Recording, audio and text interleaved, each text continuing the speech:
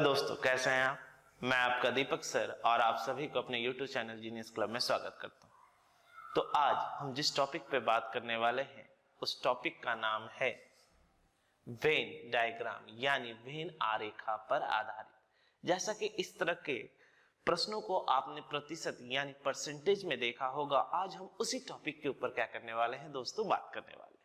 तो सबसे पहले वेन डायग्राम यानी वेन आरेखा को पढ़ने के लिए सबसे पहले हम इसके कॉन्सेप्ट को जानते हैं और समझते हैं कि किस तरीके से अगर हमें कॉन्सेप्ट पता हो तो हम इन सवालों को कितनी आसानी से कर सकते हैं।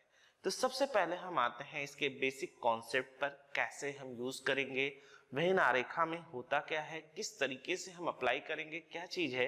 तो बिना समय गवाए सीधे सीधे इसके कॉन्सेप्ट पे आते हैं। अब मैं बात करने वाला हूं दो सब्जेक्ट के ऊपर, ठीक, यानी दो विषय के ऊपर हम बात करने वाले हैं। समझिए इस तरीके से कि आप अपने क्लासेस में आप लोग बैठे हुए हैं और मैंने मैथ और रीजनिंग दोनों का क्या किया, टेस्ट लिया। मैंने मैथ और रीजनिंग दोनों का क्या किया, टेस्ट लिया।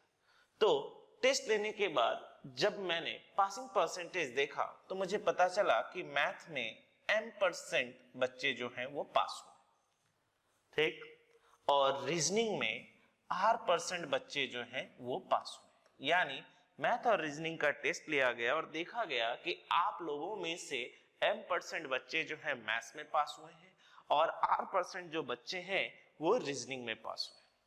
तो अब यहां से क्या क्या बातें होंगी थोड़ी सी जानी जाए और समझी जाए। अगर मैं कहता हूं आप सभी बच्चों में से M% बच्चे मैथ्स में पास हुए हैं तो इसमें से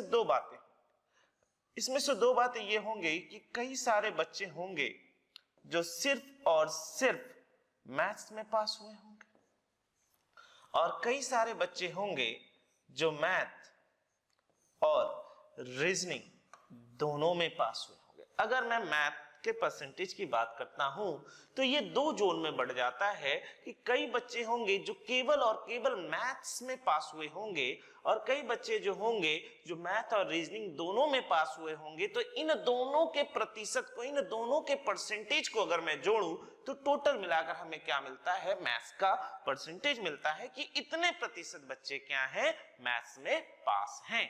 उसी तरीके से अब रीजनिंग की बात की जाए तो हम यहां से कह सकते हैं कि इनमें से कई बच्चे होंगे जो सिर्फ और सिर्फ रीजनिंग में पास हुए होंगे, जो सिर्फ और सिर्फ रीजनिंग में पास हुए होंगे और इनमें से ही कई बच्चे होंगे जो रीजनिंग और मैथ्स दोनों में ही क्या हुए होंगे, पास हुए होंगे। तो अब रीजनिंग और मैथ्स के परसेंटेज को अगर हम जोड़े तो रीजनिंग प्लस मैथ्स के परसेंटेज को हम जोड़े तो हमें क्या मिलेगा, टोटल रीजनिंग का परसेंटेज मिलेगा कि इतने सारे बच्चे जो हैं वो रीजनिंग में क्या हुए हैं, पास हुए हैं।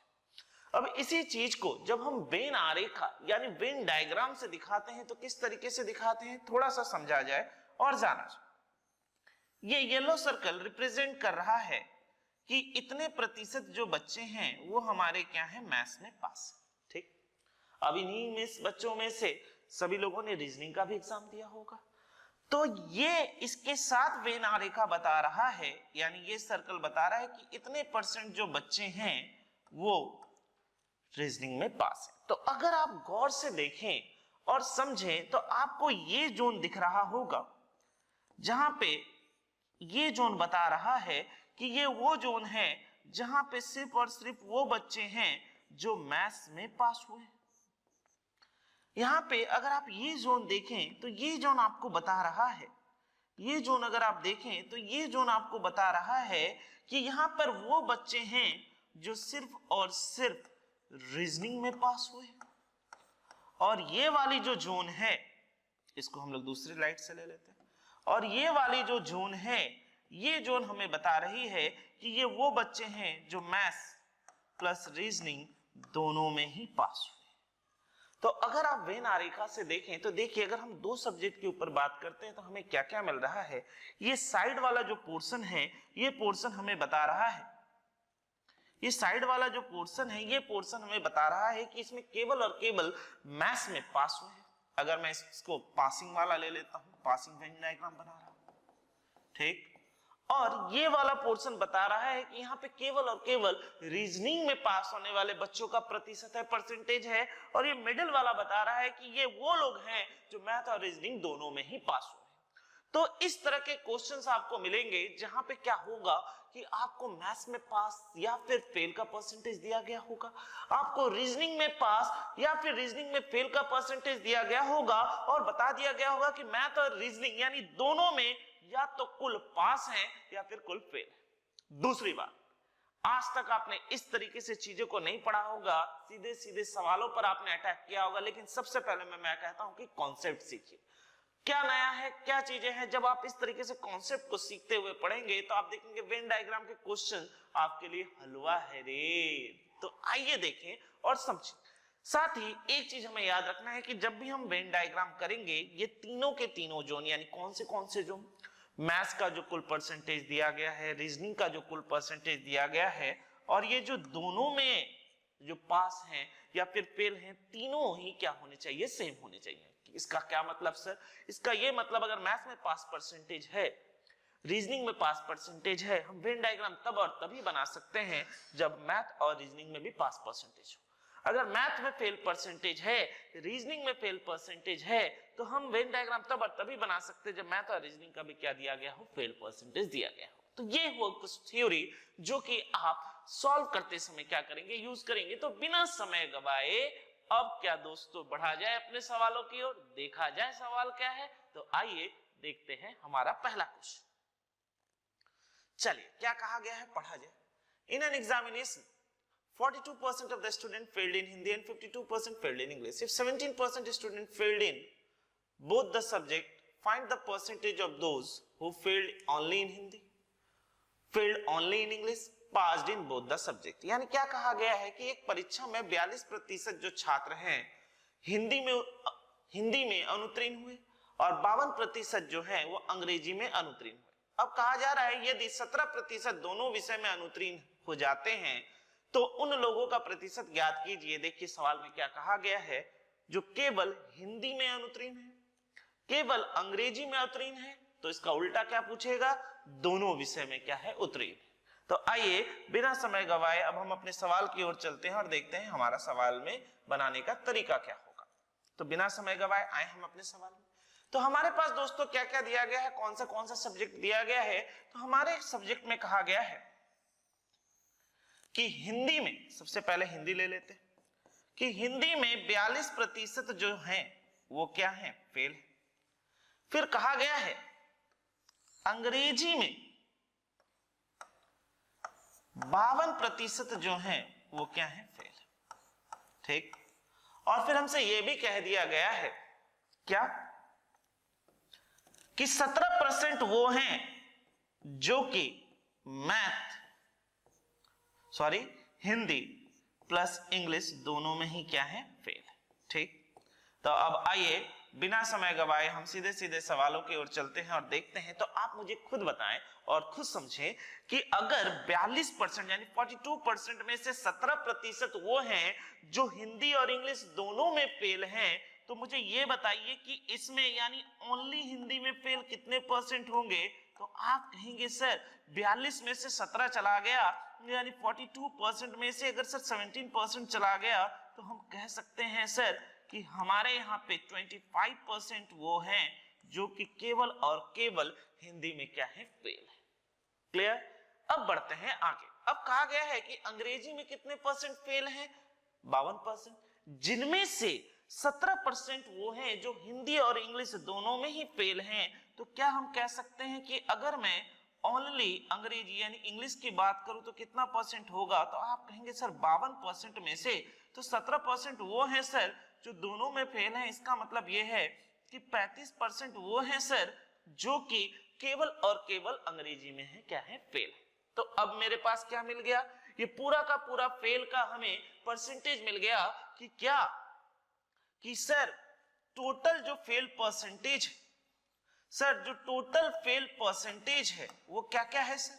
तो टोटल फेल परसेंटेज है सर, केवल हिंदी में जो फेल है वो है 25%, केवल इंग्लिश में जो फेल है सर वो है 35%, और जो दोनों में फेल है सर वो है 17%, यानी सर टोटल मिलाकर 77% वो हैं जो या तो दो विषय में या कम से कम एक विषय में तो जरूर से जरूर फेल हैं। यानी पहले क्वेश्चन में हमसे जो पूछा गया था थोड़ा सा इसे भी कर ले, यानी केवल हिंदी में अनुत्तीर्ण कितने होंगे तो हम कहेंगे सर 25%, केवल अंग्रेजी में अनुत्तीर्ण कितने हैं तो हम कहेंगे 35%, और हमसे पूछा गया है दोनों विषय में उत्तीर्ण, तो यार ये क्या दे रहा है, ये हमें बता रहा है कि टोटल फेल परसेंटेज है जो कि एक सब्जेक्ट में फेल है या फिर दो सब्जेक्ट में फेल है। तो ठीक इसका उल्टा क्या होगा, इसका उल्टा होगा वो स्टूडेंट जो कि दोनों विषय में क्या है, पास है। तो पास्ड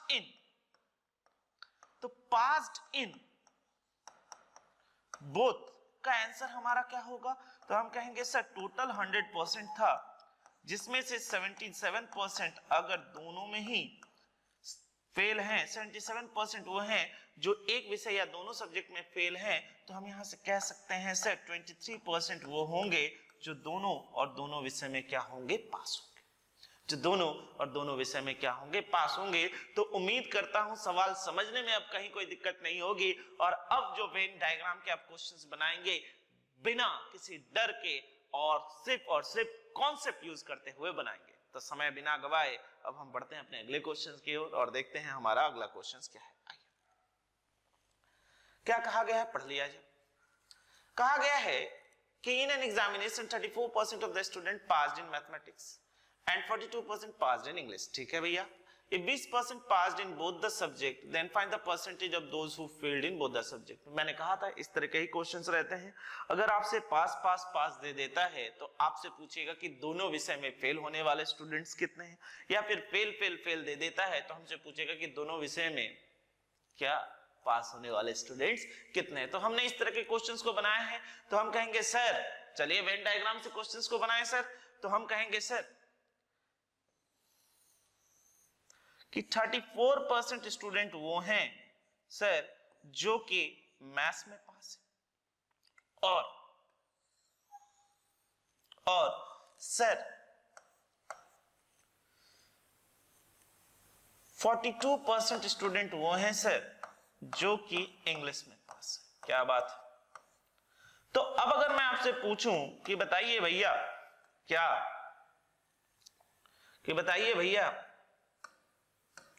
कि मैथ प्लस इंग्लिश में पास होने वाले का टोटल प्रतिशत कितना है, तो आप कहेंगे सर 20, यानी 20% वो हैं जो कि मैथ और इंग्लिश दोनों में ही पास हुए हैं। तो अब आइए हम देख लेते हैं।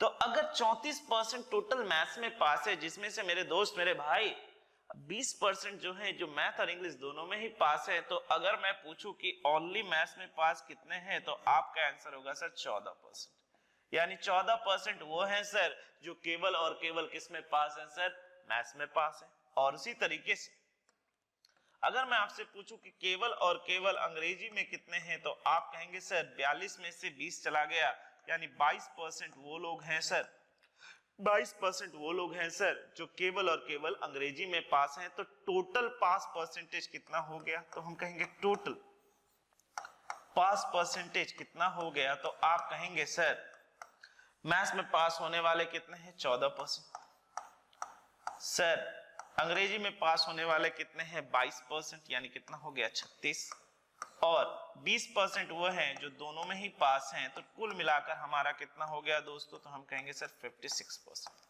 अगर 56% लोग जो हैं वो दोनों में ही पास हैं, तो ठीक इसका उल्टा 56% लोग वो हैं जो एक सब्जेक्ट या फिर दोनों सब्जेक्ट में पास हैं, तो ठीक इसका उल्टा क्या होगा, वो लोग जो कि दोनों विषय में क्या है, फेल हैं। तो हम यहां से अगर निकाले टोटल फेल परसेंटेज, तो आपका आंसर होगा 100% माइनस 56%, यानी आंसर कितना आएगा, तो हम कहेंगे सर 44%, यानी 44% वो हैं सर जो दोनों विषय में क्या हुए हैं, फेल हुए हैं। हो गया आपका आंसर। चीजें क्लियर हो रही हैं दोस्तों। तो जिन चीजों को आप सोचते थे कि यार सेट थ्योरी से बनाएं, या फिर हमें कोई बताने वाला हो कि किस तरीके से वेन डायग्राम को हम यूज करें और किस तरीके से सब सवालों को बनाएं, तो आज वो मौका है, सीख लो यार, मार लो चौका। तो उम्मीद करता हूं कहीं समझने में कोई दिक्कत नहीं है। अब मैं हर एक चैप्टर्स को पढ़ाते हुए तो जाऊंगा ही, साथ में हर एक चैप्टर का टॉपिक वाइज चीजों को लेकर चलूंगा, जिससे कि आप अपने मैथ्स को और बेहतरीन कर लें और आपको एग्जामों में कहीं कोई दिक्कत ना हो। तो बिना समय गवाए हम बढ़ते हैं अपने अगले क्वेश्चंस की ओर और देखते हैं अगला क्वेश्चन क्या है। आइए चलिए क्या क्वेश्चन है पढ़ा जाए। Out of a total of 85 children playing badminton और टेबल टेनिस और बोथ, ठीक है, total number of girls in a group is 70% of the total number of boys in the group. The number of boys playing only badminton is 50% of the number of boys, and the total number of boys playing badminton is 60% of the total number of boys. The number of children playing only table tennis is 40% of the total number of children, and a total of 12 children playing badminton and table tennis boys. What is the number of girls playing only badminton? वाह क्या question दिया है, मजा आ गया। पढ़ा जाए questions पे। क्या कहा गया है, टेबल टेनिस, बैडमिंटन या टेबल टेनिस या दोनों खेलने वालों की कुल संख्या कितनी है बच्चों की, वो कितनी है 85 यानी 85 है, जिनमें से कहा जा रहा है कि लड़कियां जो हैं लड़कों का कितना प्रतिशत है 70% है। बहुत बढ़िया।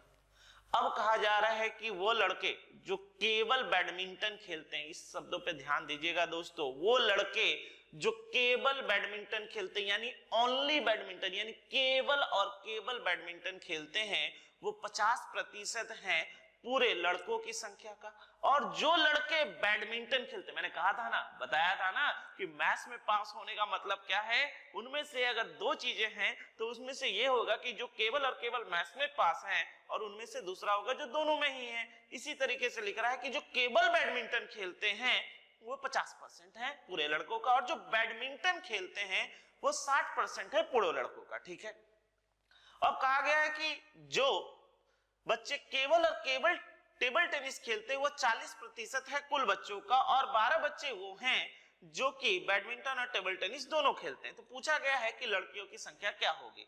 तो आप तैयार हैं ये क्वेश्चंस को करने के लिए, और मेरे ख्याल से ये क्वेश्चंस एसबीआई में जब एग्जाम हुआ था तब पूछा गया था ये क्वेश्चन। तो तैयार हैं और शब्दों का खेल देखने के लिए भी तैयार है। तो बिना समय गवाए आपका हम सीधे सवाल में आते हैं, देखते हैं सवाल में क्या है। आइए सवाल इधर कर देता हूं, बड़ा सवाल है, ठीक है। अगर आपको लगे तो आप फिर स्क्रीनशॉट लेकर ध्यान से देख लीजिएगा। आइए सवाल में क्या कहा गया है दोस्तों, सबसे पहले हम बात करते हैं और जानते। सवाल में कहा गया है कि हमारे पास कुल बच्चों की संख्या कितनी है 85, जिसमें से कहा गया है लड़के हैं और लड़कियां, और यह भी कहा गया है कि लड़कियां जो हैं लड़कों का 70% है। तो अगर हम लड़कों को 100 मान लें तो लड़कियां कितनी होंगी 70, यानी 0 से 0 कैंसिल, यानी लड़के और लड़कियों की संख्या का अनुपात कितना हो गया, तो हम कहेंगे 10:7 यानी 10:7, यानी 17 की वैल्यू अगर 85 है तो 1 की वैल्यू कितनी होगी, तो हमारा आंसर होगा 5, यानी 10 की वैल्यू कितनी होगी तो हम कहेंगे 50, और 7 की वैल्यू कितनी होगी तो हम कहेंगे 35।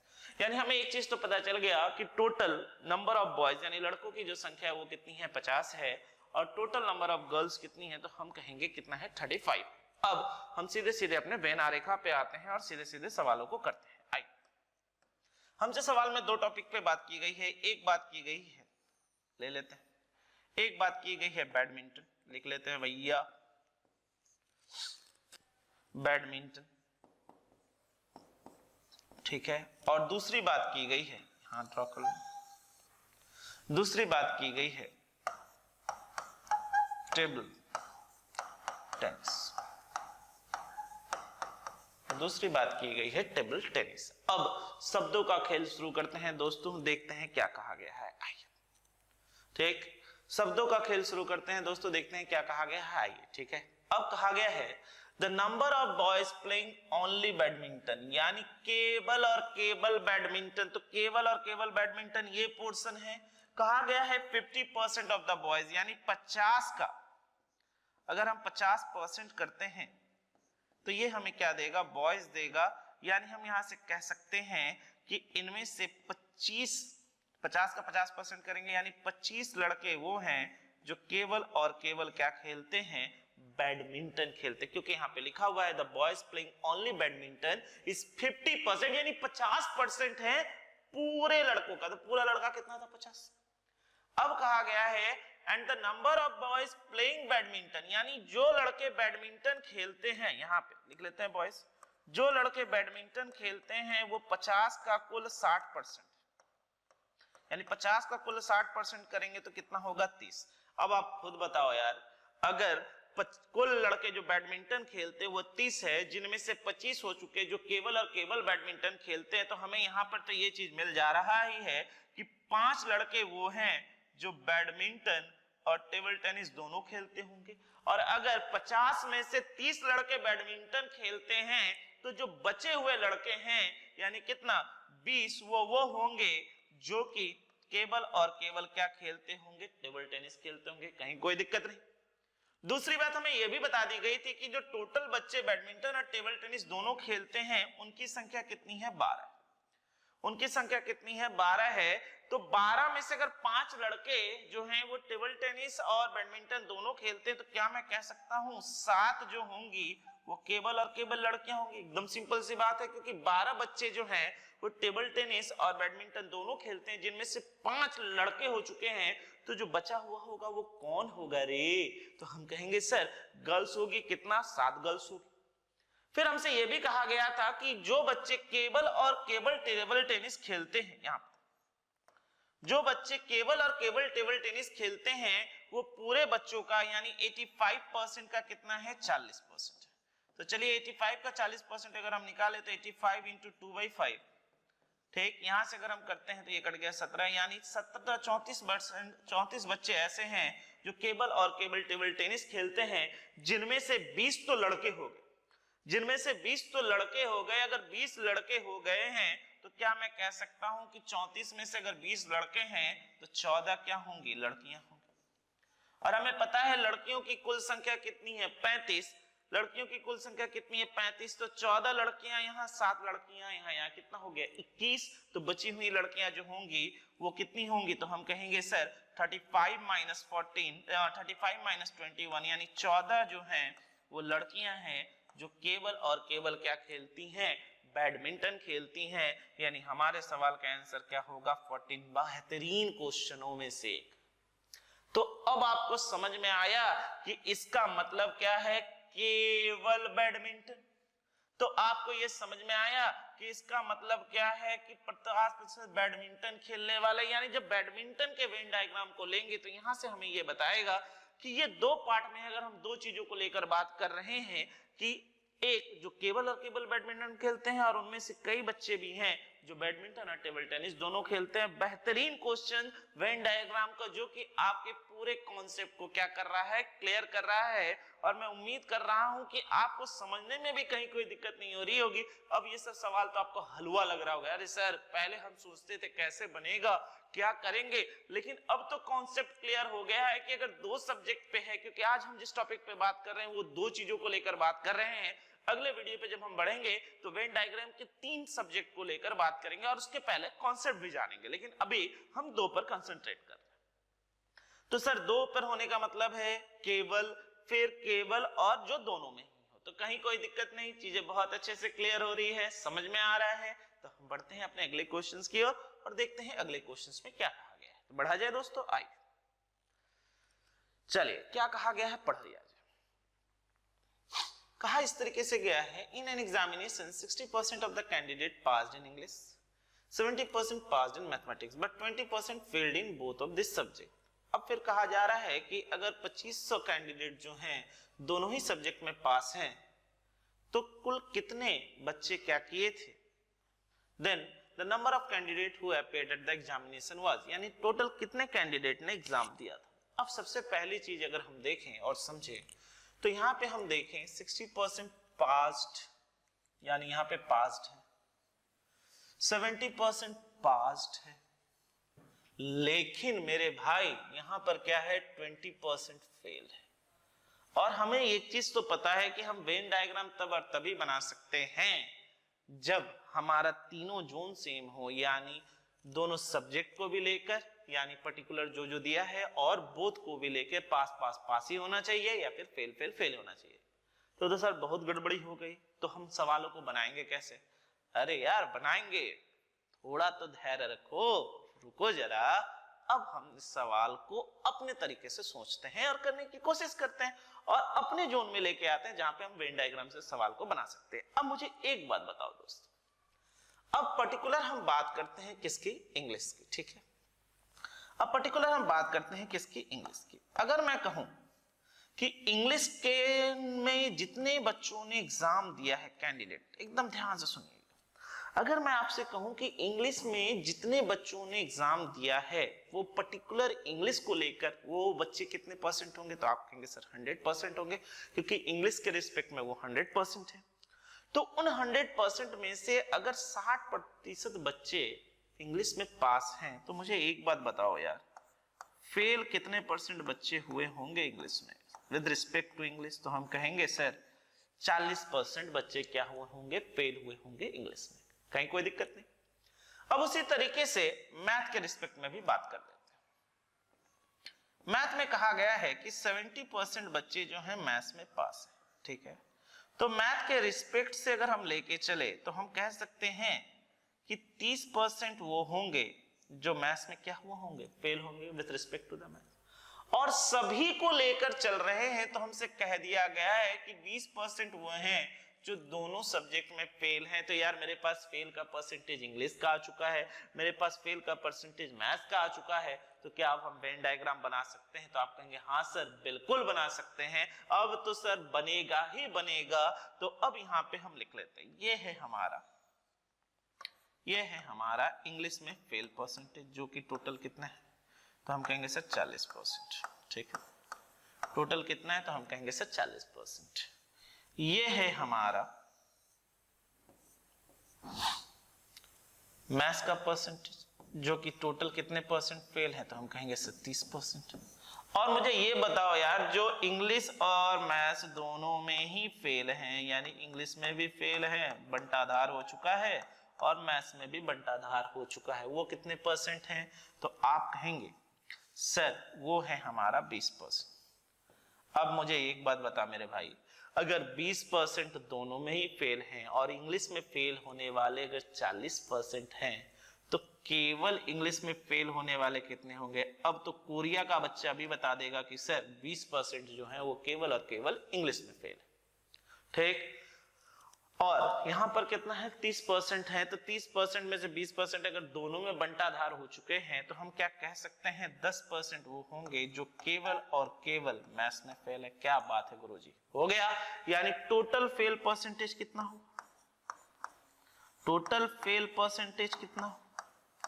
तो हम कहेंगे सर टोटल फेल परसेंटेज हो गया कितना? 20 + 10 + 20, यानी 50% टोटल पॉपुलेशन में से फेल हैं। तो भैया फेल का ठीक उल्टा क्या? पास्ड इन बोथ परसेंटेज कितना होगा? तो कहेंगे सर टोटल 100% होता है, उसमें से अगर 50% फेल हैं, तो इसका मतलब यह है कि 50% क्या है? दोनों में पास है, ठीक। और हमसे कह दिया गया है कि दोनों में पास होने वाले लड़कों की संख्या कितनी है? 2500। तो अब हम सवाल यहीं खत्म करते हैं ना। 50% की वैल्यू अगर 2500 है, तो हमको पता है टोटल हमारा कितना परसेंट होता है? तो हम कहेंगे सर टोटल आप पढ़ाते हुए आ रहे हैं 100% होता है। तो 100% की वैल्यू कितनी होगी? तो हम कहेंगे सर 5000। हो गया सवाल का आंसर। यानी अगर कॉन्सेप्ट क्लियर हो तो सवाल बनाने का मजा ही कुछ और है। और मैं आपके लिए आज उस तरह के क्वेश्चंस ही लेकर आया हूं जहां पे आप समझें कि हर वैरायटी के क्वेश्चंस को हम किस तरीके से कर सकते हैं, किस तरीके से बना सकते हैं। देखिए दोस्तों, हर एक चैप्टर के टॉपिक को बहुत अच्छे से क्लियर रखिए, क्योंकि आज का जो समय है और आज के दौर का जो एग्जाम चल रहा है, वहां पे आपका हर एक व्यू क्लियर होना चाहिए। कहीं पे अंतु परंतु किंतु होने पर हो सकता है कि इस तरह के सवाल आपको क्या करे कि 1 मार्क से आपका एग्जाम छूट जाए। लेकिन अब वो चीजें भी नहीं होंगी, क्योंकि आप मेरे साथ जुड़े हुए हैं, यानी आपके अपने दीपक सर के साथ, जो कि अब हर टॉपिक के ऊपर, हर चैप्टर के टॉपिक के ऊपर चीजों को लेकर क्या करेंगे? बात करेंगे। अलग अलग टॉपिक पे, अलग अलग चैप्टर के टॉपिक पे लेकर बात करेंगे, जो कि आपके लिए बहुत ही लाभदायक साबित होगा। तो कहीं कोई दिक्कत नहीं है। हम बढ़ते हैं अपने अगले क्वेश्चंस की ओर और देखते हैं अपना अगला क्वेश्चंस क्या है। मजा आ रहा है? चीजें समझ में आ रही हैं? बिल्कुल आ रही हैं। तो अब बिना समय गवाए हम बढ़े अपने अगले क्वेश्चंस की ओर। आइए, चलिए क्या कहा गया पढ़ लिया जाए। कहा गया है कि छात्रावास में 600 लड़के हैं, प्रत्येक या तो हॉकी या तो फुटबॉल या दोनों खेलते हैं, ठीक है।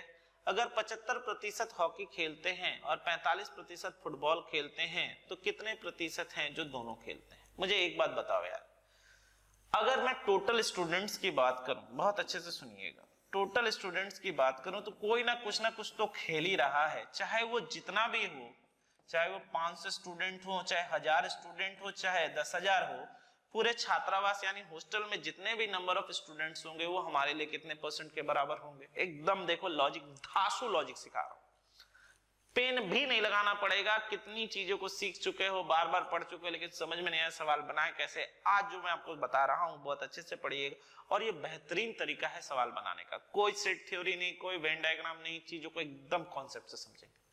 कैसे सर? जितने भी स्टूडेंट खेल रहे होंगे वो पूरे छात्रावास में 100% है। इसका मतलब यह है कि अगर मैं हॉकी के परसेंटेज को जोड़ूं प्लस और कौन क्या खेल रहा है, फुटबॉल के परसेंटेज को जोड़ूं, तो इनको जोड़कर भी मेरा 100% आना चाहिए। लेकिन यहाँ पे जब हम हॉकी के परसेंटेज को जोड़ रहे हैं प्लस 45% यहाँ जोड़ रहे हैं, तो मुझे दिख रहा है यार कि ये टोटल मिलाकर तो 120% हो रहा है। लेकिन होना कितना चाहिए? होना तो 100% चाहिए, लेकिन हो कितना रहा है? 120%। यानी जब ये आपको इस तरह की चीजें दिखें और अगर आपको एक्स्ट्रा परसेंटेज दिखे तो समझ जाइएगा वो कौन सा केस है। तो आप कहेंगे सर वो बोथ केस है।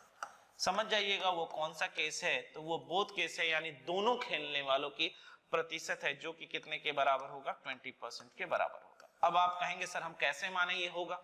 मैं आपको यहाँ पे समझाता हूँ। अगर हॉकी खेलने वाले इतने लोग हैं तो इनमें से कई लोग होंगे जो सिर्फ और सिर्फ हॉकी खेल रहे होंगे, इनमें से कई लोग होंगे जो हॉकी और फुटबॉल दोनों ही खेल रहे होंगे। हाँ यार ठीक।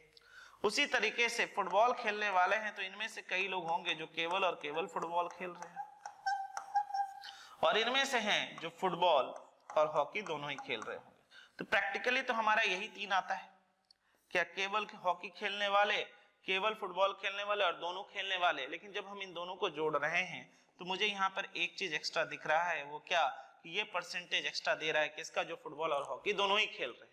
तो इस तरह के क्वेश्चन जब कहें कि दोनों खेलने वाले कितने प्रतिशत होंगे, तो आपको क्या देखना है? जो एग्जैक्ट प्रतिशत आना चाहिए, अगर उससे अधिक आता है तो आपको ये क्लियर हो जाना चाहिए कि जो एक्स्ट्रा रहा होगा वो कौन सा केस रहा होगा? एक्स्ट्रा वो कौन सा केस रहा होगा? तो हम कहेंगे सर बोथ केस रहा होगा। वो कौन सा केस रहा होगा? Both case. यानी दोनों खेलने वालों का जो प्रतिशत है वो कितना है? 20% है। अब कहा गया है 20% है और टोटल खिलाड़ी कितने हैं? 600। तो अगर हम 600 का 20% निकाल दें, और अगर हम 600 का 20% निकाल दें तो क्या हम कह सकते हैं 120 विद्यार्थी वो हैं जो क्रिकेट और फुटबॉल दोनों या फिर हॉकी और फुटबॉल दोनों ही खेलते होंगे? तो हमारे सवाल का आंसर कितना होगा? 120। तो अब आप एक चीज समझ में आ रहा है क्यों मैं कहता हूं कि मेरी क्लासेस को अच्छे से समझिए, अच्छे से करिए, कि जिन चीजों को आप जिस थ्योरी से सोचते हैं वो सवाल इतने आसान है कि आपको कहीं पेन लगाने की भी जरूरत नहीं पड़ती। सीधे सीधे लिए और सवाल बनाना शुरू किए, ये कोई मतलब नहीं बनता यार। अगर आपको ढंग से सीखना है तो सबसे पहले कॉन्सेप्ट जानिए, और कॉन्सेप्ट जानने के बाद एक से एक क्वेश्चन उठाइए और बनाना शुरू करिए, तब आप समझेंगे कि दूध का दूध क्या है और पानी का पानी क्या है। ठीक, तो बढ़ते हैं हम अपने अगले क्वेश्चंस की ओर और देखते हैं अगले क्वेश्चंस में क्या कहा गया है। तो तैयार हैं आप लोग? तो आइए चलिए, क्या कहा गया है कि एक स्कूल में 55% जो है वो फुटबॉल खेलते हैं और 35% जो है वो क्रिकेट खेलते हैं। अगर 18% जो है वो ना ही फुटबॉल ना ही क्रिकेट खेलते हैं, तो कितने प्रतिशत जो हैं जो दोनों ही खेलते हैं? देखो यार, इसको हम दो तरीके से बना सकते हैं। सबसे पहला बेस्ट कॉन्सेप्ट देता हूं, प्रैक्टिकल कॉन्सेप्ट। प्रैक्टिकल याद करिए, वो स्कूल या कॉलेज के दिन जब हम किसी भी स्पोर्ट्स में पार्टिसिपेट करते थे तो ऐसा थोड़ी ना होता था कि सभी दोस्त जो हैं वो रनिंग कर रहे हैं, सभी दोस्त जो हैं वो क्रिकेट खेल रहे हैं। ऐसा तो नहीं होता था। होता क्या था कि अगर मान लीजिए हम अपने क्लास से रनिंग कर रहे हैं, मैराथन करने जा रहे हैं, तो हमारे जो बाकी बचे हुए दोस्त हैं वो सब हमारे लिए चीयर करते हैं। हाँ सर, यस यस, हमारा क्लास जीतेगा, हमारा क्लास जीतेगा। या क्रिकेट चल रहा है, और मारो, हमें जीतना है, हमें जीतना है। हाँ या ना? अब अगर मैं उन सभी स्टूडेंट्स को ले लूं जो हमारे स्पोर्ट्स में पार्टिसिपेट कर रहे हैं और जो नहीं भी खेल रहे हैं, पूरे स्कूल के कॉन्सेप्ट के अनुसार से वो सारे के सारे स्टूडेंट्स तो 100% होंगे। तो उसी तरीके से जो फुटबॉल खेल रहे हैं, जो क्रिकेट खेल रहे हैं और जो नहीं भी खेल रहे हैं, उन सबको जोड़कर तो यार मेरे पास कितना परसेंट होना चाहिए, 100% होना चाहिए। तो एक बार जोड़कर देखते हैं कितना आ रहा है। तो यहाँ पे है 55%, यहाँ पे है 35%, प्लस यहाँ पे है 18%। तो हमें दिख रहा है कि उन सबको जोड़कर हमारे पास कितना परसेंट हो रहा है, 108%। हाँ या ना? यानी जो फुटबॉल खेल रहे थे वो भी, जो क्रिकेट खेल रहे थे वो भी, जो नहीं खेल रहे थे हमारे लिए चीयर कर रहे थे हम जीतेंगे हम जीतेंगे, उन सबको मिलाकर कितना परसेंट हो रहा है, 108%। ठीक। लेकिन हमें पता है कि पूरे स्कूल का प्रतिशत कितना होता है, 100 होता है। तो इसका मतलब यह है कि मैंने आपको बताया था कि जितना एग्जैक्ट चाहिए, अगर उससे ज्यादा हो रहा है तो वो कौन सा केस जाएगा, तो आप कहेंगे वो सर बोथ केस जाएगा। तो बोथ केस कितना होगा दोस्तों, तो अब मुजवानी आंसर आ गया, दैट इज सर 108% माइनस 100%। तो हमारे सवाल का आंसर कितना होगा सर, 8%। एकदम मुंह जवानी बनाओ मेरे भाई, कुछ नहीं है सवालों, एकदम मुंह जवानी बनाओ, कुछ नहीं है सवालों में। चीजें क्लियर हैं, समझ में आ रही हैं, चीजें क्लियर हो रही हैं। अब इसी चीज को किताबी भाषा से कैसे लिखता है थोड़ा सा देख लिया जाए, थोड़ा सा जान लिया जाए। ठीक, इसी चीज को कैसे लिखता है किताबी भाषा में, तो इस तरीके से लिखा जाता है कि जो केवल क्रिकेट खेल रहे हों ओनली, आइए आप किताबी भाषा से बात कर लें, जो केवल क्रिकेट खेल रहे हों प्लस जो केवल फुटबॉल खेल रहे हों, और जो क्रिकेट और फुटबॉल दोनों ही खेल रहे हों, उनका कुल परसेंटेज कितना होना चाहिए, तो 100 माइनस 18, क्योंकि 18 तो कुछ नहीं खेलते। तो हम कहेंगे 82% वो हैं जिनमें से कई लोग होंगे जो केवल क्रिकेट खेल रहे हैं, कई लोग होंगे जो केवल फुटबॉल खेल रहे हैं, और कई लोग होंगे जो क्रिकेट और फुटबॉल दोनों खेल रहे हैं। अब हमारे सवाल में यह बता दिया गया है कि अगर क्रिकेट प्लस फुटबॉल के परसेंटेज को जोड़ा जाए, जो कि कितना कितना है दोस्तों, तो हम कहेंगे 55% इधर है सर, प्लस 35% इधर है सर, यानी टोटल मिलाकर हमारा कितना हो गया, तो हम कहेंगे सर 90%।